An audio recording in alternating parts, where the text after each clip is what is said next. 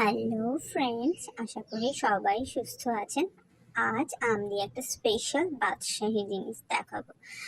আপনারা প্রথমে আমটাকে টুকরো টুকরো করে কেটে নেবেন, তার সঙ্গে একটু অ্যাড করবেন চিনি আর গুঁড়ো দুধ। এতে যে মিক্সড তৈরি হবে, খুব টেস্ট হবে। কেন বলছি, আপনারা পরে প্রসিডিওরটা দেখলে বুঝতে পারবেন কেন এতে আমি এগুলো অ্যাড করেছি। শুধু পাল্পটাই আমি গ্রাইন্ড করতে পারতাম।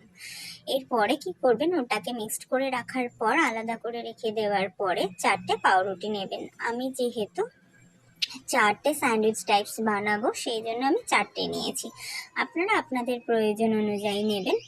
ভিডিওর পদ্ধতি অনুযায়ী এটাকে কেটে নেবেন। আপনারা বিভিন্ন রকমের সেট দিতে পারেন। সেটাকে কেটে আলাদা করে রেখে দেবেন। এদিকে একটি পাত্রে ঠান্ডা দুধ নেবেন। সেই ঠান্ডা দুধের মধ্যে অল্প একটু কাস্টার্ড পাউডার ভালো করে মিশিয়ে নেবেন। তারপরে কি করবেন, গরম দুধের মধ্যে সেটাকে ঢেলে দেবেন। দিয়ে খানিকটা ভালোভাবে নাড়াচাড়া করার পরে তাতে আমের পাল্পটা কিছুটা মিশিয়ে দেবেন এবং চিনি অ্যাড করবেন।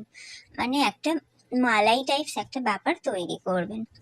এরপরে কি করবেন, যে পাউরুটিগুলো পেস্ট করে রেখেছেন তার মধ্যে আমের যে পাল্পটা আমি গ্রাইন্ড করে রেখেছি সেটাকে জ্যামের মতো করে লাগিয়ে দেবেন। দিয়ে তার ওপরে আরেকটা রুটির টুকরো এরকম স্যান্ডউইচ মতো করে রেখে দেবেন। দেওয়ার পরে কি করবেন, যে মালাইটা আপনারা তৈরি করেছেন, আমি তৈরি করেছি আর কি, কাস্টার্ড দিয়ে, দুধ দিয়ে, এবং সেটা ওর ওপরে ভালো করে সার্ভ করে দেবেন।